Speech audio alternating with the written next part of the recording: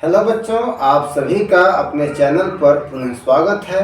बच्चों, आज भी हम लोग अभ्यास 5F के शेष प्रश्नों को हल करेंगे। यदि आप में से कोई पिछला वीडियो नहीं देख पाया है तो हम मेरे डिस्क्रिप्शन में दिए गए लिंक से देख सकता है।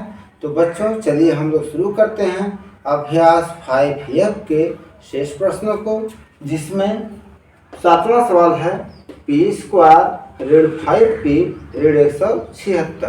तो बच्चों, यह भी व्यंजक हमारा x² plus bx plus c type का व्यंजक है। अब इसका हमें गुणनखंड करना है, तो हमें दो ऐसी संख्या a और b तलाशना होगा जिसका योगफल ऋण 5 के बराबर हो जाए और गुणनफल ऋण 176 के बराबर हो जाए। तो हम क्या करेंगे, यह कैसे तलाशेंगे?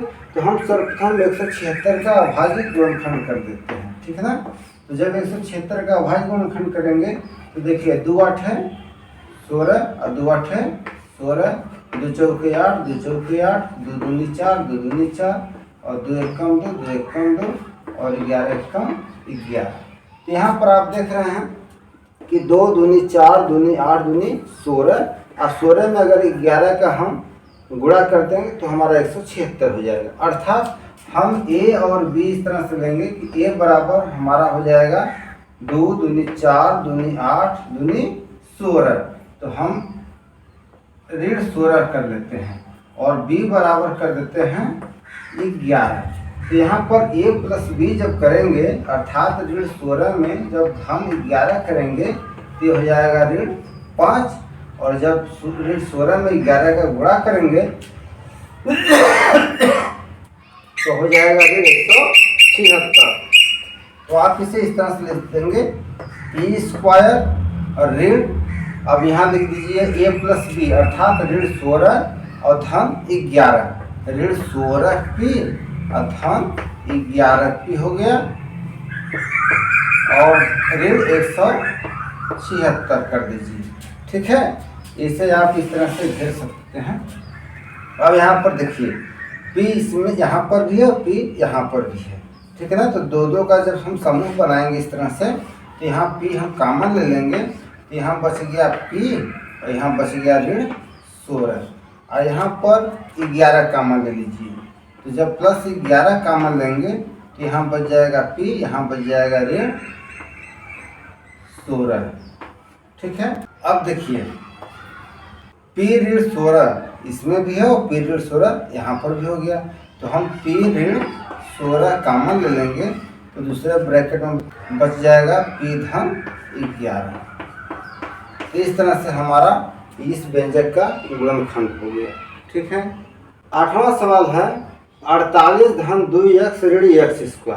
तो बच्चों, आप इसे इस तरह से लिख दीजिए ऋण x² धन 2x और धन 48। अब देखिए यह x² plus bx plus c type का व्यंजक हो गया, लेकिन हम सुविधा के लिए क्या करेंगे कि यहाँ से ऋण चिन्ह को हटाना है, ठीक है ना। तो हम ऋण कॉमन ले लेते हैं।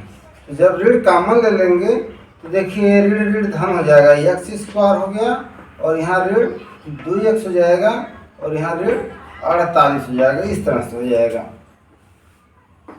ठीक है। अब क्या करेंगे कि हम ऋण 48 का गुणनखंड करेंगे, ठीक है। तो 48 का आप गुणनखंड कर दीजिए। तो देखिए 2 दूनी 4, 2 चौके 8, 2 एकम 2, 2 दूनी 4, 2 छक्का 12, 2 तीन 6 और 3 एकम 3। तो यहाँ पर आप देख रहे हैं 3 दूनी 6 कर दीजिए और यहाँ 2 दूनी 4 दूनी 8, ये 8 हो गया। अर्थात हम 8 का 6 में गुणा कर देंगे तो 8 छक्का 48 हो जाएगा और 8 में से 6 घटा देंगे तो हमें 2 प्राप्त हो जाएगा। तो यहाँ पर हम a बराबर रख देंगे ऋण 8 और b बराबर कर देंगे कितना 6। अब देखिए जब ऋण 8 का 6 में गुणा होगा तो ऋण 48 हो जाएगा और जब ऋण 8 में 6 जोड़ेंगे तो ऋण 2 हो जाएगा, ठीक है। अब इसे आप इस तरह से लगा लीजिए। तो यहाँ पर देखिए यह हो गया x² ऋण, अब यहाँ ऋण 2x की जगह पर हम दे देंगे ऋण 8x और धन 6x और ऋण 48। ठीक है, अब यहाँ दो दो का समूह बना लीजिए। तो जब दो दो का समूह बनाएंगे तो यहाँ पर देखिए x इसमें भी है, x इसमें भी है, तो x कॉमन ले लीजिए। तो यहाँ बच गया x और यहाँ हो गया ऋण 8, और इसमें धन 6 कॉमन ले लीजिए। तो यहाँ हो गया x और यहाँ हो गया ऋण 6 48। अब आप देख रहे हैं कि x ऋण 8 यहाँ पर भी है, x ऋण 8 यहाँ पर भी है ना। तो ये हो जाएगा ऋण ब्रैकेट में x ऋण 8 और दूसरे ब्रैकेट में हो जाएगा x धन 6। तो बच्चों इस तरह से 48 धन 2x ऋण x स्क्वायर का गुणनखंड हो गया ऋण ब्रैकेट में x ऋण 8 और दूसरे ब्रैकेट में x धन 6। अब बच्चों 9वां सवाल है ऋण 11p धन p स्क्वायर धन 24। तो इसे आप सुविधा अनुसार इस तरह से लिख लीजिए p स्क्वायर और ऋण 11p और धन 24। तो यह देखिए x square plus b x plus c type का व्यंजक हो गया। यहाँ पर भी हमें ए और बी इस तरह से तलाशना है कि उसका योगफल ऋण 11 के बराबर हो जाए और गुणनफल 24 के बराबर हो जाए। तो हम क्या करेंगे 24 का गुणनखंड कर देंगे इस तरह से। तो 2 एकम 2, 2 दूनी 4, 2 छक्का 12, 2 तीन 6, 3 एकम 3। तो यहाँ पर देखिए 2 दूनी 4, दूनी 8 और 8 तरीके 24, यानी एक संख्या 8 ले लें और एक संख्या 3 ले लें। तो 8 3 11 हो जाएगा और 8 तरीके 24 हो जाएगा। तो इस तरह से हम a बराबर कर देंगे ऋण 8 और b बराबर कर देंगे ऋण 3, क्योंकि जब a प्लस b करेंगे तो ऋण 8 और ऋण 3 जोड़ेंगे तो वह ऋण 11 के बराबर हो जाएगा। और जब a गुणते b करेंगे तो 8 तरीके 24 और ऋण में ऋण का गुणा धन, तो यह धन 24 के बराबर हो जाएगा। ठीक है ना। अब इसे आप इस तरह से लिख लीजिए p स्क्वायर ऋण 8p और ऋण 3p। तो देखिए 8 3 11 ऋण 11p हो गया और धन 24। अब इसका समूह बना लीजिए दो दो का। तो देखिए इसमें p यहाँ पर भी है और p यहाँ पर भी है। तो यहाँ p कॉमन ले लिए तो यहाँ बच गया p ऋण 8 और इसमें ऋण 3 कॉमन ले लिए तो यहाँ बच गया p ऋण 8। अब देखिए पुनः p ऋण 8 को कॉमन ले लीजिए, p ऋण 8, तो दूसरे ब्रैकेट में बच गया p ऋण 3, p ऋण 3। तो इस तरह से ऋण 11p धन p स्क्वायर धन 24 का यह गुणनखंड हो गया। ठीक है। अब बच्चों 10वां सवाल है y स्क्वायर ऋण 26y धन 69। तो यह भी आप देख रहे हैं कि x square plus b x plus c type का व्यंजक है। तो यहाँ पर भी हम दो संख्या a और b इस तरह से तलाशेंगे।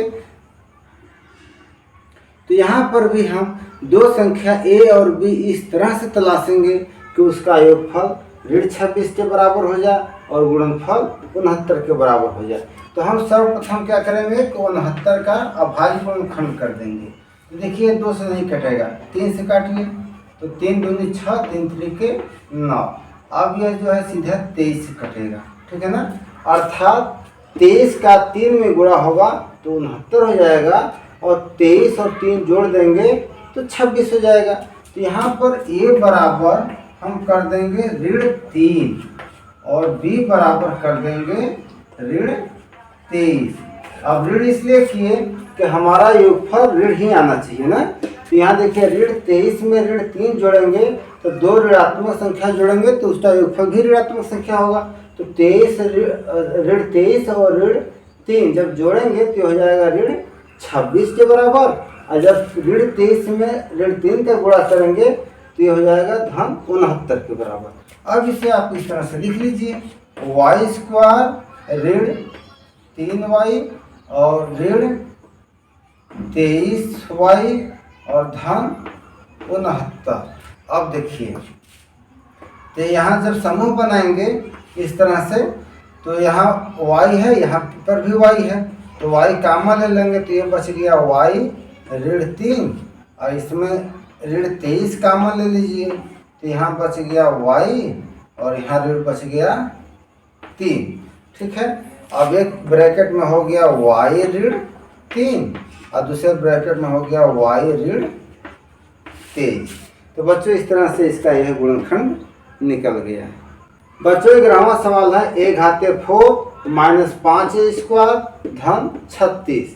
तो आप देख रहे हैं कि यह x square plus b x plus c type जैसा नहीं दिख रहा है, क्योंकि यहाँ पर a घाते 4 हो गया। हमें चाहिए x square plus b x plus c type का व्यंजक, ठीक है ना। तो हम उसमें कन्वर्ट कर देंगे। कैसे कन्वर्ट करेंगे? तो यहाँ पर जो a घाते 4 है तो हमें यहाँ पर a घाते 2 बनाना है, तब न एक्स स्क्वायर के बराबर होगा। तो यहाँ पर हम a स्क्वायर बराबर मान लेंगे x, यहाँ मान लें, माना, ठीक है ना, a स्क्वायर बराबर x। तो ये हमारा हो जाएगा x के स्क्वायर और ऋण 5x और धन 36, ठीक है ना। अब देखिए ये x square plus b x plus c type के व्यंजक जैसा हो गया। अब हमें a और b तलाशना है, जिसका योगफल ऋण 5 हो जाए और गुणनफल 36 हो जाए। तो हम क्या करेंगे कि 36 का अभाज्य गुणनखंड कर देंगे। तो 2 एकम 2, 2 8 16 और 2 9 18, 3 3 के 9 और 3 एकम 3, इतना हो गया। अब देखिए 2 दूनी 4 और 3 3 के 9, तो 9 और 4 घटा देंगे, 9 में से 4 तो 5 आ जाएगा, ठीक है ना। अर्थात हम यहाँ 2 दूनी 4 एक में गुणा कर दें, 3 3 के 9, तो हम यहाँ a बराबर रख लेंगे, कितना रखेंगे, ऋण 9 और b बराबर कर देंगे 4। तो अब देखिए जब ऋण 9 में 4 जोड़ेंगे तो हमारा ऋण 5 आ जाएगा, और जब ऋण 9 में 4 का गुणा कर देंगे तो ऋण 36 आ जाएगा। लेकिन यहाँ तो धन 36 दिया है, अर्थात यह सवाल गलत लिखा हुआ है ना। यहाँ ऋण 36 होना चाहिए और यहाँ पर भी ऋण 36 होना चाहिए, तभी सवाल लगेगा। अब देखिए आगे हम लिखेंगे इस तरह से एक्स स्क्वायर और ऋण 9x और धन 4x। अब 9x में से 4x घटा देंगे तो ऋण 5x हो जाएगा और यहाँ ऋण 36 कर देंगे। अब देखिए x यहाँ पर भी है, x यहाँ पर भी है, तो x कॉमन ले लीजिए।